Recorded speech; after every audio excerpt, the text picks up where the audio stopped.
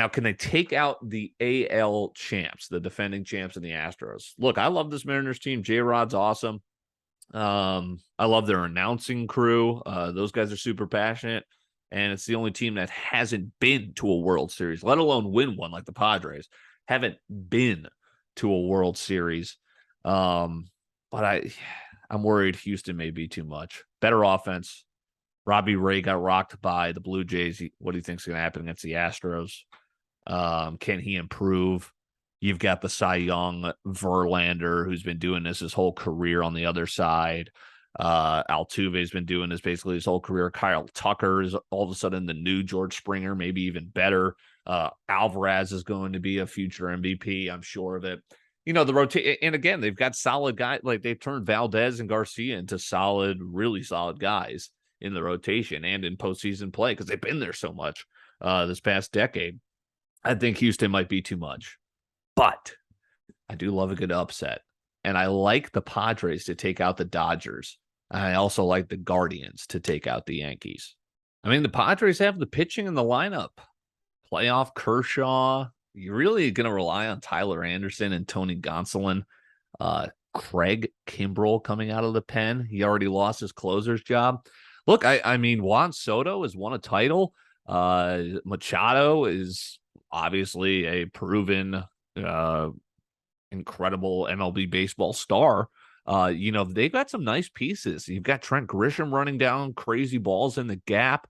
Hard not to like this Padres team. It's like they've got 3 legit starters, but they've got 5 solid starters. Like Clevenger, if he's healthy, I wouldn't be totally uncomfortable with him pitching a playoff game. Sean Manaea, I would be comfortable throwing him out. Like, I feel like all the pressure's on the Dodgers, right? Padres coming in, get the series done. This is a team they faced all year long in the same division. Why not? They're overwhelming underdogs, and I think there's a lot of value there. And then how about no one ever talking about the Guardians? You know, they do it a lot like the Rays, cheap payroll, smart decisions, and they absolutely just shut down the Rays. That was my preseason pick. Jeez, not great. I did pick the Braves last year. Rays make the playoffs, but they were nothing in the playoffs this year. After being a World Series runner-up a couple of years back. But yeah, I mean, look, Shane Bieber and Tristan McKenzie are electric. Bullpen's nice. Offense is just a bunch of pieces around J-Ram, Jose Ramirez, so that's where it reminds me of kind of like the Rays. But yeah, I'm just more banking on a classic Aaron Boone blunder, mismanagement, and maybe another New York collapse. It seems to be running in the water there as the Mets go down. Now the Yankees have a big grin on their faces. They're just going to slip off next. Outside of Garrett Cole, who do you trust? Now, I love me some Nestor Cortez Jr., but in his first postseason, and again, another case of all the pressure being on one side, Guardians are, boy, they were barely supposed to win the division. All of a sudden, they run away with it because the Twins and White Sox stink. And why can't they be the Nationals from a few years back, all the way through to wild card? Now you got the easier format where you at least get some chances. They didn't need them. They went in, got it done at their place, and now they're going to see in a best of 5 if they could take out New York. And I kind of like it. But again, I'm a contrarian, so that's what I do. And again, it's like, you know what, Jameson Tyone, Severino, if he stays healthy, Frankie Montas, that's been a disaster. That might be a worse deadline acquisition than the offseason free agent signing of Mats. Well, at least we didn't give up prospects in that one, but DeWitt's just lost some useless money. And we just lost a useless space of the roster for sure. You know, will the Yankee lineup, which had the most home runs in baseball, obviously because Judge powered that lineup with breaking Roger Maris's record.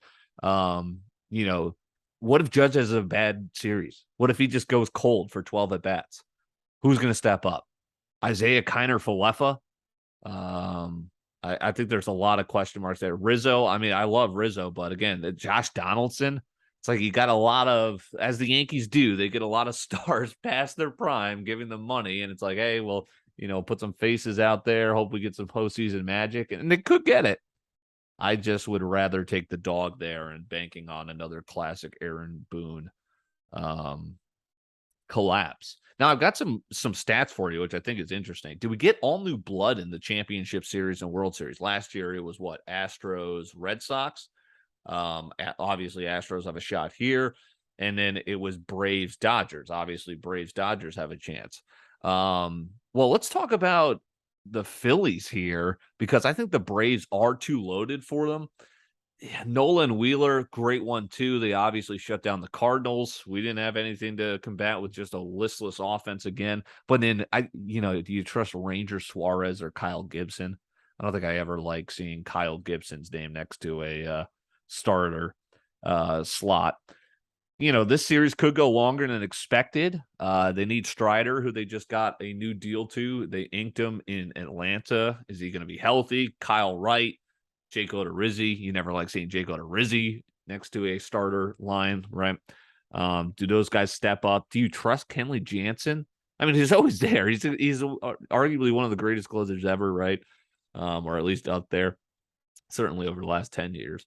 But you somehow just don't trust him. Again, I've kind of talked about over the course of the summer how I think the closer is going to be extinct. It's just we're not even going to put a label on it. It's just going to be throw the best guy you think at the time, go do what the numbers say. Why are we putting in Kimbrel day after day after day just because he's the air quotes closer? It makes zero sense. Get a fresh guy in there, play to get the 3 outs. Doesn't matter what the label is on it. But Jansen's a closer. And again, he's susceptible to some of these later in his career meltdowns. Is one going to happen here? All right, here's some interesting tidbits. So the National League has won 3 straight titles, okay? No league has won 4 straight since the NL did it in 1979 to 1982. Okay, you following me? So the NL has won the last 3, but no one's done 4. In a long while. NL has also won 3 straight from 10 to 12, 2010 to 2012. So it's been a stretch of 3, but they've had trouble. We haven't had a streak of 4 since the Yankees won in like the 30s, 4 straight.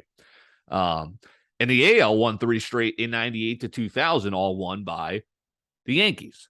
No one has gone back to back since the Yankees in terms of World Series champions. So does that take out the Braves? Are they going to go back to back?